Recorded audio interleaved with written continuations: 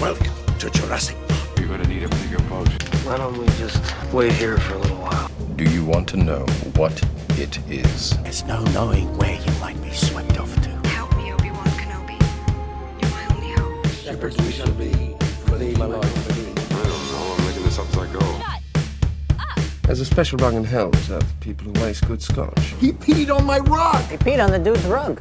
Do your worst. Final report of the commercial starship Nostromo. Roads?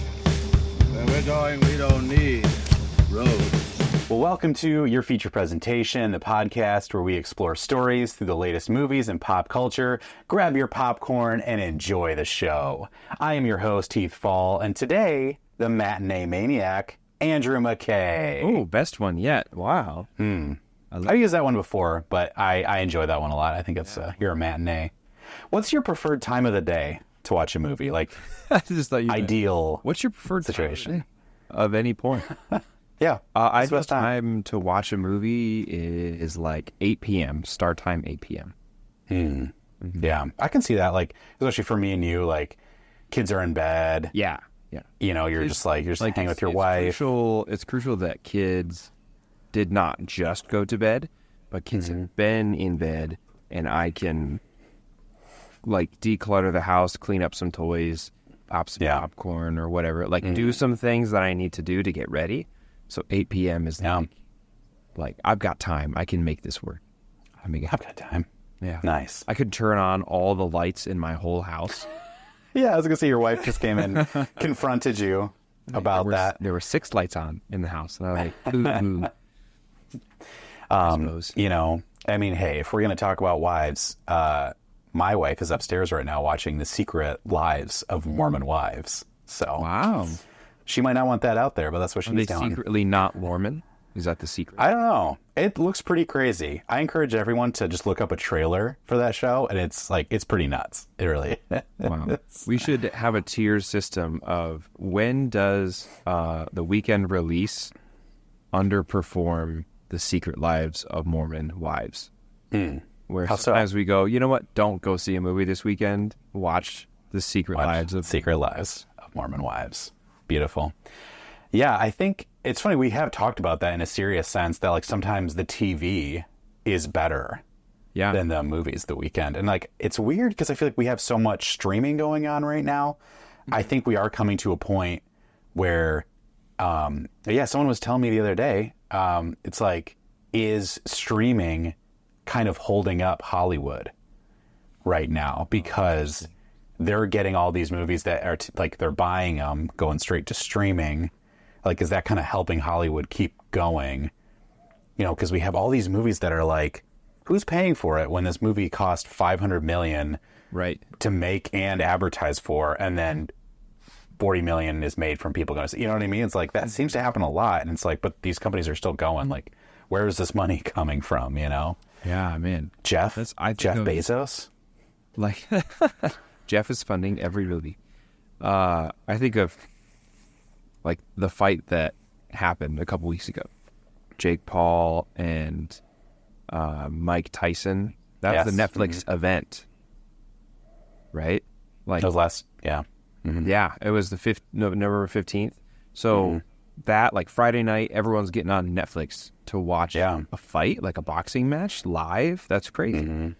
I would never have imagined that, but it does seem like everything is more geared towards streaming, which is harder to make money on. Yeah. Like, you don't get 5 people all spending $20 to go see a movie. You have one person who pays $20 a month to see 15 movies or whatever. Yeah. But anyway. Yeah, it's like, where can that be? Where's that money coming from? But it is also like, it is easier, so that's nice, but I hope we don't lose these awesome movies that me and you love. But at the same time, I think TV is really good right now, like these like limited series, and I push back on it because I love movies, but I mean, some of these limited releases, we talk a lot about Silo, and I love Silo, or Squid Game. You know, some of these like Netflix even, or Prime, or Fallout was with Prime, Last of Us, like these are event things, and we can just go home and just like watch it on your own couch. And we also all have nice TVs now. Like that's true. Like you can buy a nice 50-inch TV for like, you know, a couple $100, under $500. Probably under 400 or under. Like a 4K, you know. But it's interesting because like most of us have a decent TV, and that kind of makes it like, well, we can just watch it here, you know. But you know, we haven't even talked about what we're talking about this week. I know. What are we doing? This is interesting too, because I would say this is a movie, which we'll get into. This is a movie that you really could have straight to streaming, and I'm almost surprised it's not, because it's an animated movie. So this week is all about the War of the Rohirrim. We're going to talk about this movie, dive deep into it, and like I said, it'll be interesting to see what it does financially, because it's a weird draw because it's a cartoon, right? And I know it has the fan base. It does really well. But I don't know about you, because I feel like me and you are like, we want a good product, we want a good movie or a good show. I think there's a lot of people, at least I know, that are more like in adults or millennials or things like that would be like, I don't want to watch it because it's a cartoon. Like that would kick them out in general. So I don't know. I don't know, man. I feel like you don't think it would hold up? The realm of animation has been like broken open between Spider-Verse. That's very true. Between what was that one? We just had Gary on like last week. Oh, Arcane. Arcane did super well. So I feel like those and different, like the Teenage Mutant Ninja Turtle movie was like super great. Turtle Power. The most recent animated one. So I feel like there is still an aspect of like younger audience for animated movies, but they're really good now. It's kind of like that TV thing. Like you can watch it and enjoy it if it's done really well, even if the content is a little is geared more towards a younger audience, which I don't think that this movie will be. I think that this Lord of the Rings movie will be like genuine, like right on track with what Peter Jackson did with the first three movies. Yeah, I would say it's an adult cartoon. It's an adult animation cartoon. I feel like is probably even the wrong word to use for that. But we'll dive into that. So we're going to talk all about the War of the Rohirrim. But first, we got to talk about some movie news and movies coming out this weekend. So let's just say this speculation real quick, because it's all about Alien. You know me, me and you. Sure. We love our Alien. So Alien Romulus 2 is officially in the works. It's not shooting yet, which I feel like a movie is very probable once it starts shooting. So this is a sequel to Romulus. And I had a really fun thought with this. But how do you feel? Are you excited about this? Yeah, I'm down. I think, honestly, my expectation for a sequel to Romulus would be that it is slightly worse than Romulus, because being better than Romulus would mean that you would have to be better than, in my book, Aliens, because Romulus is number 3. Yeah. Or maybe knock Romulus down in the ranking a little bit. But I'd have a hard time believing that it could be trumped. And if it is, that's great. Otherwise, we get like a really solid number 5, you know? Yeah. Might have been a poor choice of word there, but Trump that. You start poison. Thank you. Andrew got strangely political on the pod. He said something was Trump. Crazy. And it was... He said Trump, and then he had to fight a gag. Yeah. So there also, it's not a trailer, but it's kind of a Hulu release, like this kind of mashup of a bunch of shows coming out for Hulu. And there are scenes from Alien Earth in it. Oh. So Alien Earth, it's not even worth seeing. It's just like stills. It's motion. So there is a really cool shot of the xenomorph, and its head is like real shiny, and you can see Earth reflecting, and it's like raising its head.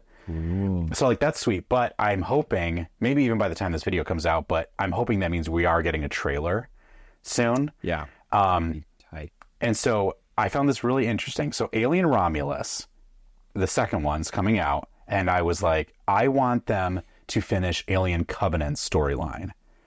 I want David to show up, like maybe he's been floating adrift. But then Alien Earth like has this little, it was from it was a Comic-Con, not San Diego. Another Comic-Con just happened a couple weeks ago. So some information about Alien Earth has been kind of trickling out. And they said about Alien Earth, it is before the events. It's like a decade or two before the original Alien movie. Yeah, like 2 years before the original Alien. Yes. After Covenant? Yes. So I find it really interesting that they mention Covenant. Yeah. Because my thoughts for Romulus 2 is like, oh, I'd love it if they wrapped up some loose ends with Alien Covenant. Maybe they could do that in Alien Romulus 2. But then Alien Earth, the TV show that's after Covenant, before the original Alien movie, similar timeline, or like it's not the same time, but it's within that, those 30 years before the movie Alien.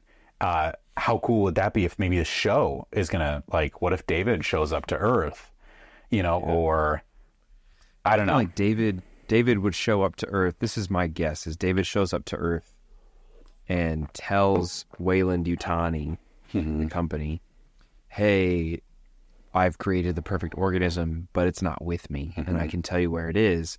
And they go, "Ooh, we have we're either about to send out, or we already have like a tanker, like a ore refinery tanker headed that way. So we'll just send them a signal, like a message to stop off and pick it up." Yeah. And that's how it's going to end. That's my guess. That'd be cool. Yeah, that would be interesting. Yeah, I love it when we talked about that with like Planet of the Apes, how it's so fun when they just lead right up to it. And, and that way you don't have to remake the original movie, but the new movies can celebrate that a bit. But yeah, that'd be really fun. So I get me excited. I really wanted a sequel to Alien Covenant. I really loved Prometheus. I like Covenant. And I just, at this point, I'm like, I just want to have them finish that storyline. Like, what happened to David? Yeah. And Michael Fassbender is a really great actor. And I think his character of David is worth wrapping up that whole thing. Because he was doing something really interesting. And it's just a big bummer that we couldn't see it all fleshed out. Yeah. Yeah, it is. But do what you gotta do, I know. All right. So anyway, movies coming out this weekend. First up, we have Wicked. You like my little dance move there? Good news. I do like your dance moves, always. Oh, thank you. Was that a Wicked reference? No one mourns the Wicked. Yeah, my sister was obsessed with Wicked, so I know vicariously. And in college, she has a piano performance degree. And for her senior recital, she did some Wicked songs. So I had to listen to them a lot because I was in the band with her. But yeah, that's cool. Yeah, she did there's a song where I don't even know the characters' names. The Good Witch and the Bad Witch are having a duet, because they're roommate. I don't know. Shanae, Rapunzel. Did you see the? Oh, I was right. It is Elphaba. Oh, is it? Nice. I thought you were making that up. Yeah. No, I didn't. It's Elphaba and Glinda. Glinda is the Good Witch. Glinda, the Good Witch. Ariana Grande. Yes. Who's the actress playing the Wicked Witch of the West? Elphaba? Cynthia Erivo. So my wife, who is a big fan of musicals and such, says she's amazing and she's better than the original person to play the witch, Elphaba, in the Broadway production. Maybe that's a hot take. Maybe that's yeah. I believe you're right. It's funny when you don't. I believe my wife too. I believe my wife. Great. Emma, I believe in you. She's upstairs. She's not dead. Yeah. And it's funny when I don't know a world like musicals, I never know. It's am I saying something that's super obvious? Like if someone doesn't know movies and they're like, hey, I watched this movie called Lord of the Rings. It was really good. You know, like, is it like that when I say that? Or is it, it's like, your wife is insightful. I feel like or she's bold. What's going to equate is when we realize that we're pronouncing the main character's name wrong and it's not Elphaba, it's like Elphaba or something like that. And it's like, these guys don't know anything about musicals. And I'm sorry. Yeah. You're right. Yeah. I do like Les Mis, but that's about it. Yeah. Well, I saw the movie. That's kind of my thing. Like, I don't dislike musicals, but yeah, I watched the movie, so it's been a while. So I'm like, yeah. Well, hey, here's the synopsis. Yes, read it. Elphaba, a misunderstood young woman, becomes... a misunderstood young woman because of her green skin, and Glinda, a popular girl, become friends at Shiz University in the land of Oz. As in the Wonderful Wizard of? Shiz, yeah. Shiz. After an encounter with the Wonderful Wizard of Oz, their friendship reaches a crossroads. And the Wizard of Oz is none other than Jeff Goldblum? Jeff Goldblum. Is it?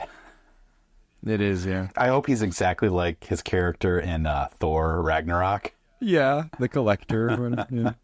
No, it's the Collector's brother, right? I can't remember. It's been a while. I thought he was the Collector.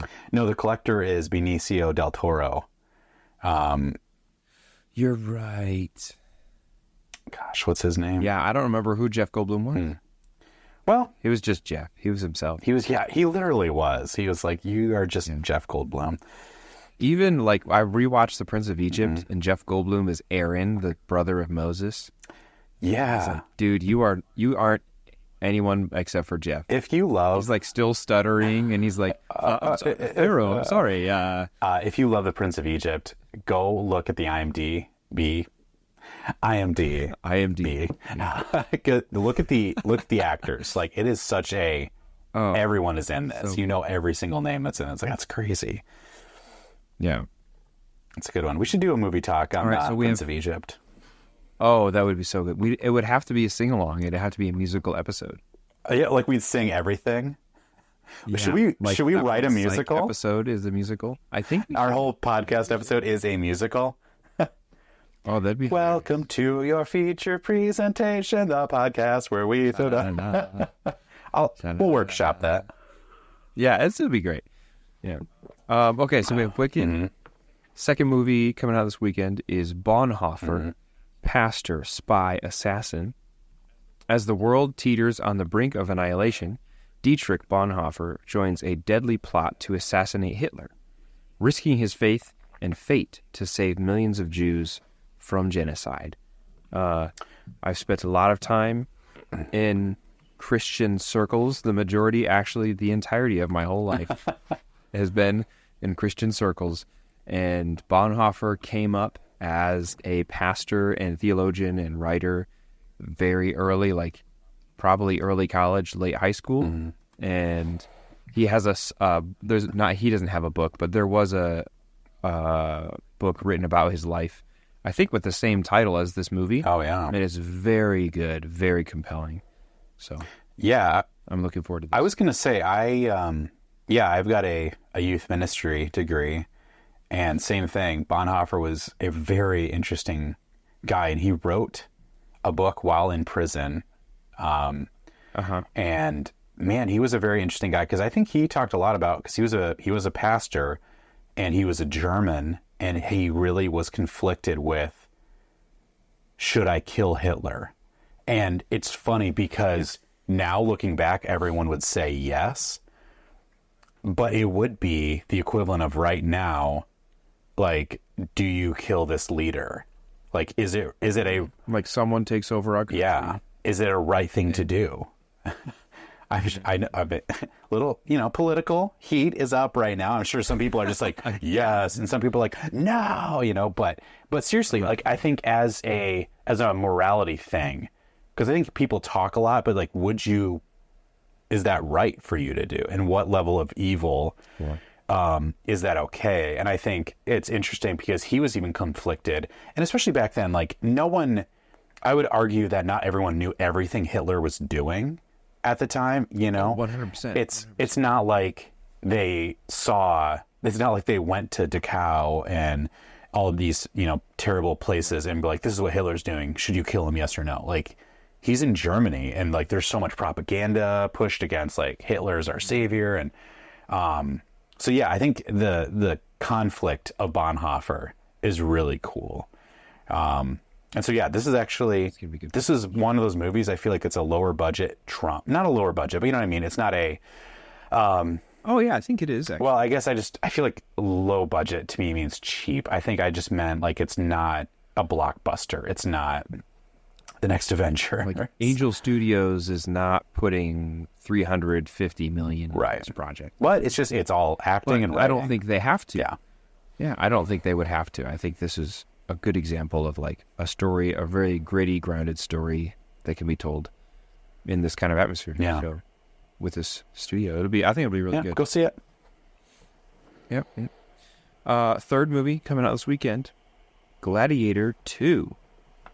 After his home is conquered by the tyrannical emperors who now lead Rome, Lucius is forced to enter the Colosseum and must look to his past to find strength to return the glory of Rome to its people.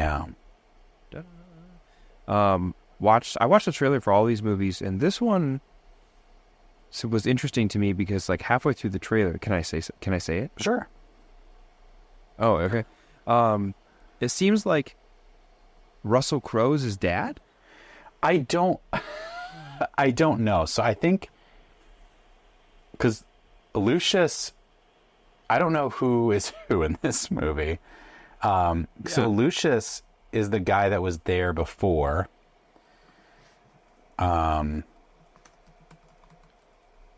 Interesting. I don't know. We don't have to look it up now. But basically, I believe someone is his son, but Lucius is the brother of the old emperor.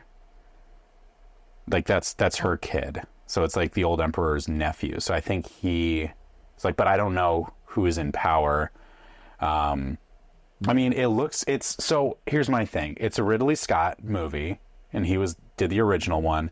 I think Speaking of alien. Yeah. I mean, he is one of the greats. I feel like we haven't had a great movie from him in a while. Last year it was Napoleon. And I will say this, Ridley Scott, it's going to look amazing. I think you're going to see some awesome spectacle, which is what else do you want from a movie, Andrew? Are you not entertained? Are you not entertained? Oh, great question. Oh man, my favorite Joaquin Phoenix in the first Gladiator is such a good character. And when he does the thumb and he'll do like, it starts tipping up and then he'll go down like, it's so subtle. My favorite line from Gladiator is, I almost said Christopher Walken. What did I just say? The Emperor. Who's the Emperor? Joaquin Phoenix. And he goes, he's signing Christopher Walken. Christopher Walken Phoenix. He's signing some paper and he's like, he vexes me. I'm terribly vexed. Color me vexed. So I love the first movie. I just recently rewatched it, and man, I love Gladiator. It's such a good movie. And I'm not one of those people like, hey, if the second one is terrible, it's okay. It doesn't ruin the first one for me. I know it's going to look good. I think there's going to be some great action in it. And I'm a little skeptical about the story because even watching the trailer, like we just said, it's a little confusing with what's going on. But these are the kind of movies I want around the holiday season. You know, it's just like, hey, a good skeptical. This is a, go with your significant other or your friends, go see a movie. And just go see a movie, don't you? All right. Shall we get to it? We've daddled. We've dilly-daddled. I want you to count how many times I say Rohirrim for some reason. 5 times. Because you say, what do you say? Rohirrim? Oh, do I not say it? I say it. There's a weird way that I say it. Rohirrim. That's how I say it sometimes. Rohirrim. The War of the Rohirrim. And it's like... I always default to the first way I hear it pronounced. So, I mean, Rohirrim, like they yell that in the movie. So, like, that's what I kind of go off of. But that makes sense. Yeah. I you know what the weird But it just I'm gonna catch you. Our daughter right now is very big on "Don't catch me." She always wants to play tag, and it's always like, don't catch me. It's so cute because I'll be like, she's in bed and she'll just be yell out downstairs, "Don't catch me, Daddy!" And I'm like, "Go to bed." Like, you're asleep. Don't catch me. You're like, I can't. So anyway, speaking of not being able to resist, yes, I think I'm going to see this movie. Yeah, so this is an animated movie. It's starring Brian Cox as Helm Hammerhand. So if you're a fan of the Lord of the Rings movies or books, Helm is the statue at Helm's Deep. He's the statue in the main, like, Hornburg. So this was like a hero that they venerated, and that's why they call it Helm's Deep. That's the fortress of Rohan, where the Rohirrim live. Rohirrim. And do you know how to say the director's name? Kenji Kamiyama? That's probably good. Oh, yeah. So I found this very interesting because we talked about kind of like the more adult animated film. He's also worked a lot on, he did a lot on the Ghost in the Shell TV series and the Blade Runner series, like these animated movies, but these are from like R-rated movies or like live action or animated, but it's very adult, gritty action movies. He also did some stuff on Star Wars Visions, if you saw that. And I can't remember what he did, but he also was a part of Your Baby, Akira. He did some stuff with that. Mm-hmm. Really? Oh, yeah. So Which I do love that about animated movies because it's so much behind the scenes kind of stuff that so many people can be involved. Like there's not like one director. There's usually multiple directors, or it's like, oh, he did a little bit of this animation and then he did this. There just seems to be a lot there. But it's such a mass effort, like a movie in general, but an animated movie specifically, because typically there's no like, all right, we need these 15 people or these 5 people to be on set behind the cameras. You need your 15, 20, 25, however many artists you have, like in the office, drawing the scenes, like designing everything. And I feel like they just make such deep connections with that, where you get a lot of artists that'll do like crossovers, like they'll meet each other on a project and they're like, okay, let's work together again. Like let's do kind of what we did here, but for something else. So that's really cool, like to hear that he's been from Akira through like Ghost in the Shell and even Star Wars Visions, which I'm sure that the ones he was associated with were the ones that were really, really good. Yeah. So yeah, I believe it was the first one of season 1. So it was very, very anime style, like the sword fighting. I think it was about like twins. But yeah, I think that encourages me. He's got a good like pedigree. He's got a good book of films. And yeah, I think that bodes well for it. And I think animated movies too have that chance to be like keep being better because they don't have to like reshoot, and it costs money to animate. I saw an article one time that was saying that Pixar movies cost $1 million a minute. Oh yeah, that's like, and that makes sense because I mean you're like 100 and 100 and what's 2 hours, 120 like 120 frames a minute or something, 60 frames per minute. Oh, I just meant like an hour and a half movie. You can see like that's like yeah. And you think I was like, or 90-minute movie is 120 frames per minute, right? But if you do, fast. I mean, like I do wonder what the average like frame rate for an animated movie is now, because you don't have to draw the entire thing anymore. Like you can have your character designs and kind of do a 3D animation type of thing, right? But that would be interesting to see like a behind the scenes of that. Yeah, it'd be interesting. Also Miranda Otto is in this. That's what I was gonna say. Yeah, is she the narrator or something? Yes, she's the narrator, and she's playing Arwen, who she played in Lord of the Rings movies. She's playing Arwen. Oh my gosh, Arwen, the elf. Idiot. Eowyn. When you've never seen Lord of the Rings. Actually, I pronounce it Eowyn. Eowyn. Ewan McGregor. Not Ewan McGregor. Eowyn. Ewan. Eowyn. So she plays Eowyn in the Lord of the Rings movies, and that's what her character is listed at for this movie. So I think she's the narrator, and I would love a scene. Can you imagine if we get a post Return of the King scene? Like, what if she's reading to her kids, like her and Faramir's kids or something? It becomes a book. Yeah. It becomes a book, opening and closing story. Allow me to read you the story of Helm Hammerhand, Yeah. That'd be really cool. She's like the beginning of Shrek. Yeah. She starts going through it, and then she goes, well, I'm glad that's not going to happen. I do love Shrek. I was just singing, sometimes I'll play my guitar and sing for my kids. Like, it sounds like a very sweet thing, but it's usually my resort when they won't calm down. And I don't want them to watch any more TV, so I just like total like chord gesture. It's like my Jack Black skills trying to entertain. Like, whoa, kids, look over here. But I sang All Star to him tonight, and Lucy was just like sprinting around the room. And it's like every time, like All Star to me is so like Shrek. That's the only thing I think about with All Star.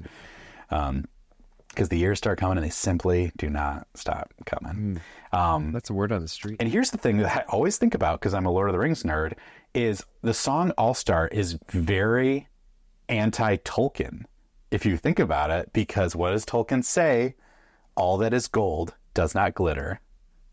Yeah. Not all those who wander are lost. And straight up in All Star, they say, all that glitters is gold. It's like... No, that's not what Tolkien taught us, man. They are the anti-keen. Talking about anti-keen. I really like that. I knew that wasn't going to land. I'm sorry. Anti-keen. No, I loved it. It just took me a second to realize what you said. Anti-keen. Tolkien is another one. We talk about pronouncing words. I know there's so many people, it's like it's Tolkien, but that does not feel natural to me. And I feel like I'm not English. I can't say Tolkien. Well, here we have the Tolkien estate. Tolkien. We're Tolkien and we're Tolkien. We're talking Tolkien. Mm-hmm. Well, that's a good podcast idea. Lord of the Rings podcast. Call it Talking Tolkien. Talking Tolkien. So, yeah, let's just run through the descriptor for those who haven't heard about the movie yet. Do you have that here? Yeah, so it's set 183 years before the events chronicled in the original trilogy of films.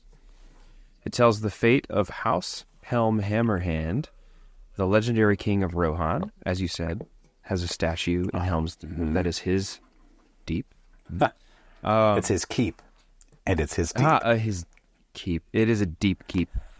A sudden attack by Wolf, a clever and ruthless, you have to help me with this, Dunlanding? Dunlanding? Dunlanding. Dunlanding? Dunlanding. Dunland. You just so, got to do Crab-Eye. Yeah, if you say it quick, no one notices. Dunlanding. Yes, exactly. Klaatu, Barata. What is it crows from Dunland? Yeah. What is he? Dunland. Say? Yeah, that's it. That's exactly what I was going to say. So I think it's Dunland. So I think he's a Dunlanding. Yeah, he hails from Dunland. Wolf. Well, he's a lord. Seeking vengeance for the death of his father, and it forces Helm and his people to make a daring last stand in the ancient stronghold of the Hornburg, a mighty fortress that will later come to be known as Helm's Deep. A mighty fortress is our helm, a statue never falling. You salute. Man, they don't have like a Lord of the Rings salute, I know, yeah. The my shoulder, the Star Trek. Oh no, I'm down. You're getting too old, man. You can't salute anymore. I raised my arm above my head. Now I'm crippled. Wait, what are you doing? I just want to keep my arm up here for a while. I'm stuck. No, it's good. No, I'm all set. You can go on. No, we're good. So, no, I'm fine. See, I can do a peace sign. We're good. Thumbs down. No, I just.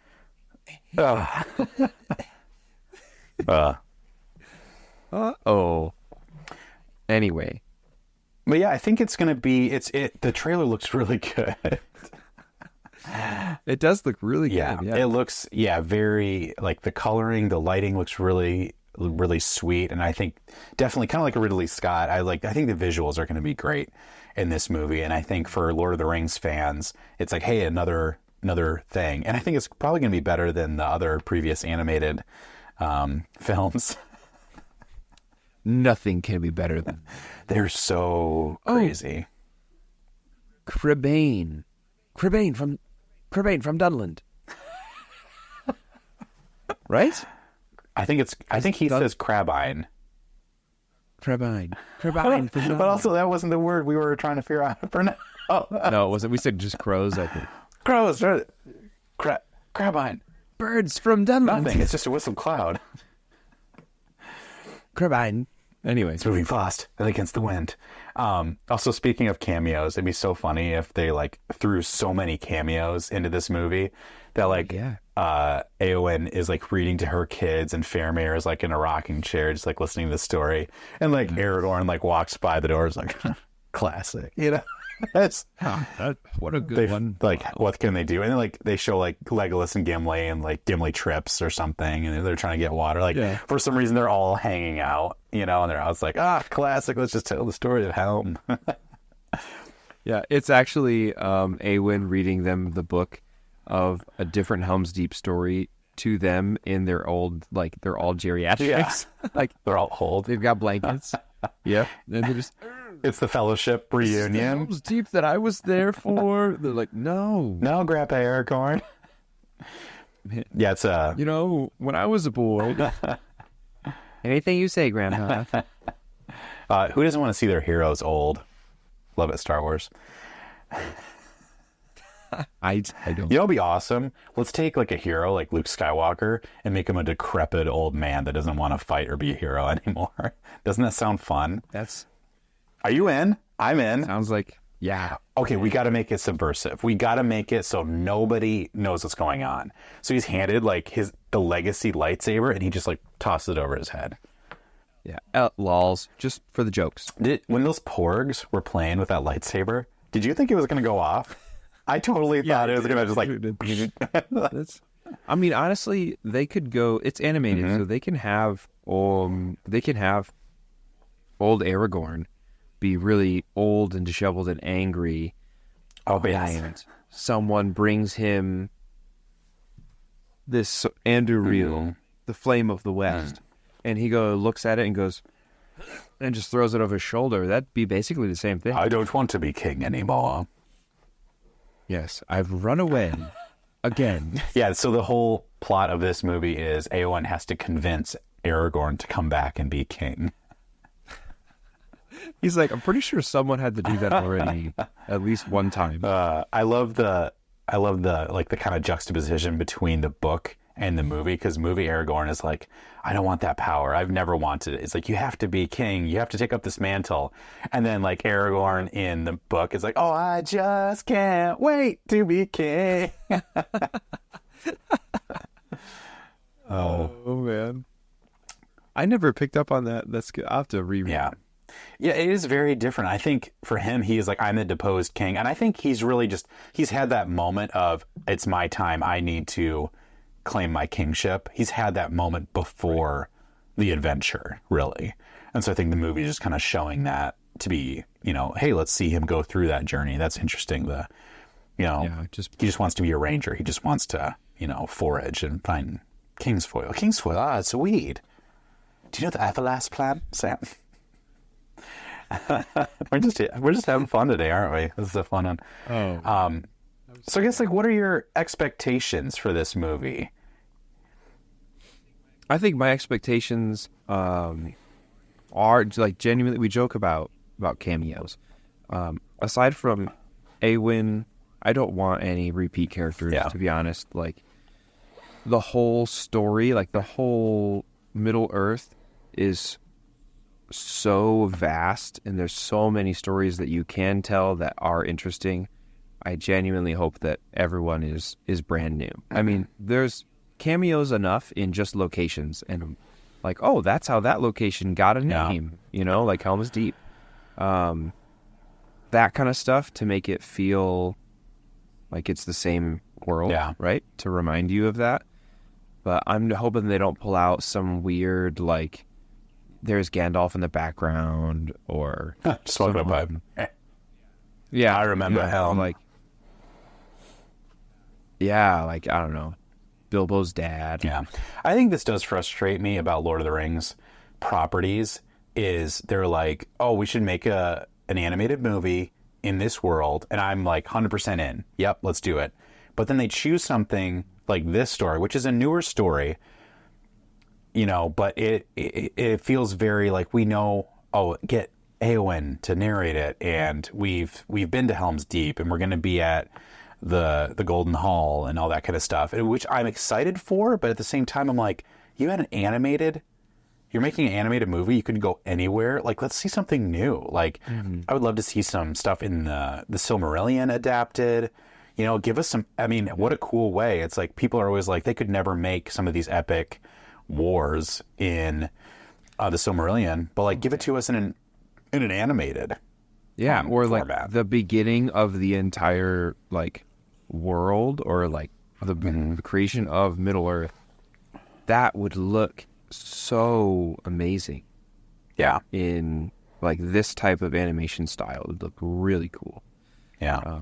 So there are definitely, you're right, there are definitely a lot of benefits to animation. Like, you can do big scale stuff.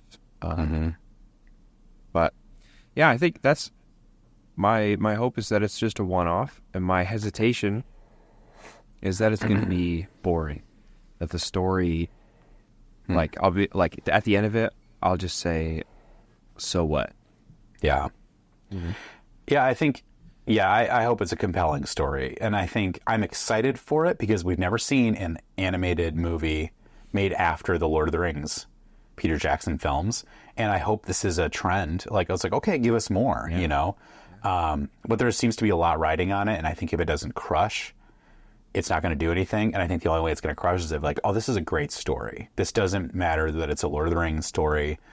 You know, don't just give me... Same thing with, like, Star Wars and Marvel. Don't get me a bunch of nods and, like, winks, and just, like, give me a good story, which I feel like is Hollywood's biggest struggle right now. Like, it looks really good, but it's not a good story. I don't care about these characters, so why am I showing up? How can we just continually call back to the known and beloved, and you don't consider that before the known and beloved franchise or movie, there was nothing. And you had to create it. That was like, to go back to Alien, one of the like most thoughtful critiques that I heard about Romulus was the repeated phrases of characters from previous Alien movies. Like, get away from her, you bitch, right? Like, Sigourney Weaver says that in Aliens. Yeah. And, like, you don't have to say that in Alien Romulus. Create your own unique line that is special to this movie that catches, like, that's a really good and interesting, fun line, whatever. Like, you don't have to do callbacks constantly. And I think you're right. That is the attitude of Hollywood currently. Like, big studios are like, no, just tap into nostalgia, tap into cameos, all that stuff. Yeah. And it's tough because nostalgia does work. I mean, me and you are going to show up for any Alien project. Yeah, that's true. You know, so it's like, there's that. Yeah. But it's also like, within these movies, like, you've already got people there who want to see an Alien movie. Like, I don't need to see, you know, I mean, I think it made sense for, like, Ash to be in Alien Romulus. Yeah. But I know a lot of people, like, had a issue with that too, because they're like, why does it have to be him? It's like, well, that's the character that, if you're going to grab an original character, that's the one that makes sense, because he's an android and you could have multiple androids, and we've seen that happen. So, but yeah, the dialogue repeats were weird to me, because this was also before. Right. You know, it's like, does that mean Ripley has seen the files on Romulus and was like, and I like the way... Callback to Romulus. Yeah, wait, is Ripley actually the one ripping off the lines? Because she's like, oh, I loved Romulus. She's seen the movie. It just, I mean, it pulls you out of it because you're in an experience, and then you're like, oh yeah, I'm watching a movie, this is the 9th installment or whatever. And so I hope that's what they avoid with this, because I think that with the animation, I will get sucked into this as a new iteration, something cool and new for the Lord of the Rings universe. But if they do something that pulls me out of it, it's going to be really hard to like stick with it. You know? Yeah. Like if they just make no substantive story and just are all cameos and filler or whatever, which is so hard. I want to ask you, what do you think is the line between callback or cameos to the films versus this animated movie tapping in like deeply to the lore, the established lore of Middle-earth? You know, how do you see that difference? Like, what do I think is too much just like fan Yeah, where do you draw the line between fanfare and there is like a really intense base of lore like that Tolkien and Christopher Tolkien have established over decades, because it seems appropriate and like everyone is expecting them to tap into the lore correctly and like pay attention to it, drop names, drop locations, drop like son of so-and-so, like all of that accurate. But where does it cross from that into you're just grabbing with a cameo or with like a stupid reference? I think it has to be meaningful. It has to make sense in the story. Why are they bringing this up? It has to build on it. It can't just be, hey, we should go back to Rivendell, you know, or like, okay, well, why did you say that? You know, is there a reason? I think it's like a lot of times I think I don't mind, especially in Star Wars, I love a visual cameo. Like, I love ships, and I'm like, that's a Y-Wing back there. That's the Ghost in Rogue One. Right. Like, that kind of stuff. You have to do the work. You have to be like, oh, what was that? Yeah, exactly. And it doesn't matter. It's like, it either has to like not matter at all. Like, they ride by Minas Tirith, and it's just a scene because they're going through Gondor, and you're like, oh, that's so cool. Or like, show us again something new. They go into Osgiliath, but it's it's original, and it's like we have never seen it put together. So like, give us something more. Don't just have they're like, oh, we can't go into Fangorn. You know what happens when you go into Fangorn? Like, looks at the TV, like the cheesiness, you know? Yeah. Yeah. So that's a good perspective. It's kind of like recognizing a ship in the distance in Star Wars, like a spaceship. Or it's like watching the Fellowship of the Ring and Aragorn has Barahir on, and like he grabs someone's hand and you see his ring, and you go, like, I can't believe that they're so tapped into the lore that they would make the actor portraying Boromir to even have his ring. I think that's the line for me. Yeah, where it's like, hey everyone, look at this reference. I know my stuff. Versus someone just is wearing a costume, the character design, it can be broken apart and nitpicked to find all these little Easter eggs. Yeah. I think that might be the line for me. That's what I would hope for out of it. Yeah, so it either has to be a throwaway that we only notice because we like it, they don't point to it, or it has to be like add more to it kind of thing. Does that make sense? Yeah. Well, cool. That is War of the Rohirrim. Yeah, so it's coming out. What's the date? I had it down here. December. Who's going to get it first? I don't actually know. War. Here, you say something interesting while I look this up. The War of the Rohirrim also has Brian Cox, who's a great voice actor, well known by his roles in X-Men 2, X2. He was William Stryker. You see that movie? Actually, we watched that movie in Florida, didn't we? Go ahead, shoot me! Don't shoot him! Wolverine? Yes, we did. Why did we watch that? I feel like... we were eating root beer floats and watching...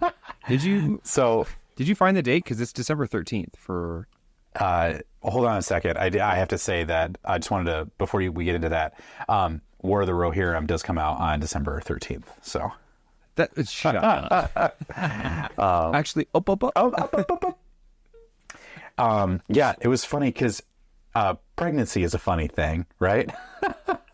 Yeah. And so, yeah, my wife was pregnant at the time, and we got a house in Florida for some hangout time, us and our kiddos and our wives, and it was fun. And it's so funny you mentioned that because Heath has a different life when his wife is pregnant because she will sometimes go to bed very early. Like I'm kind of more of a night person, and sometimes she'll go to bed at 7:30. So like my daughter's asleep, and then my wife goes to sleep at like 7 or 8. So I don't know what to do with myself. And so it's like, well, I watch movies. I just got in a weird, like, I'm just going to watch through all the X-Men movies.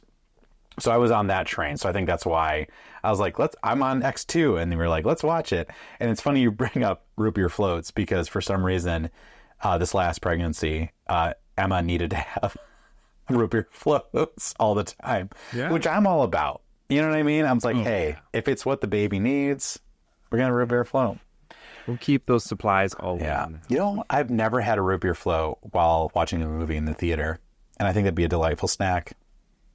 I think that your Frosty that you get, your icy that you get, is very close, but not the same. It's not the same. I don't know why, but I've always wanted to have a big bowl of cereal in the movie theater. I think it's missed opportunity that they don't give out cereal. Oh, man. Okay. I do sometimes eat cereal with movies. So are we ready for a closing question? Yep. Yeah? Okay. You are in a theater. Yep. And someone is going to give you like a 20-ounce bowl, like a giant bowl. What cereal is going in your movie bowl? Lucky Charms. Dude, same. Are you serious? Yeah. Did we just become best friends? Don't touch my drop that. Hey, like, I don't want to make this weird, but like, do you want to start a podcast together? Yeah, I think so. Wow. Me too, man. Lucky Charms. That's awesome. They're sweet because I feel like here's some more information about me. I don't do well with dairy, so it's a big jump when I'm having a bowl of cereal. So I'm already sacrificing, my later that night, and it's like I try not to do a ton of sugar, but like if I'm gonna go all out, So it's like, you know what? Yeah, I don't do well with dairy either. Are you serious? Pretty people and their stomach issues, am I right? Look at us. Look at us. Oh. Look at us. Would you look at that? All right. Which movie this weekend is getting your ticket between Wicked, Bonhoeffer, and Gladiator 2? I mean, if it was me, if I'm going by myself, by that I mean without my wife, I would go to Gladiator. Nice. But then if Emma wants to go to the movies, we'll probably see Wicked together. But this is weird because she might go with her girlfriends who are like, gonna appreciate it. Mm-hmm. So we'll see. But I'd say that's the roll of the dice for me. Okay. So you enjoy seeing Gladiator 2 by yourself with a bowl of Lucky Charms. Yep. I will be one theater over. I'll drive up to you, one theater over, and see Bonhoeffer with my bowl of Lucky Charms. Yeah, that's the struggle. I really do. I will see all three of these movies. Like, it just depends on when. It's like, I don't need to see Bonhoeffer unless it's crazy amazing. I don't think I really need to see it in theaters. And there's a lot of good movies coming out. So it's kind of like, we'll see. I think Gladiator 2 would have to take my ticket. But you can, we'll podcast. You'll be in Bonhoeffer. I'll be in Gladiator 2. Emma and Annette probably will be in Wicked. And we'll all talk. We'll all be on the phone together. Yep. Yeah. It's like, whoa, crazy. That's nuts. I spilled my cereal. This is lactose free, right? Yeah, you just hear me. Is this lactose? Is this lactose free? No, you brought that in yourself too. Why would I? How do you give me that? Throw it away. I go up to like the popcorn guy at AMC and like holding a gallon of milk. Like, is this lactose free? No, and also you can't bring milk. Also, it's warm. Why? I've got a dairy story. We'll start it off on next episode because we got to wrap this up. So I'm going to tell a dairy story here. Tune in next week. Tune in next week. All right, Andrew, my friend, take us home. Thanks for watching, everyone. As always, you can follow us on Instagram. You can find us on YouTube. subscribe on YouTube. When you listen on Spotify, now you can watch because a full video show is on Spotify as well. Thank you for watching. Follow us, comment, answer some questions that we might have on Instagram, engage, and send it to your grandma. I haven't told you that. Send it to your grandma. Send it to your grandma. Go see a movie. Go see a movie.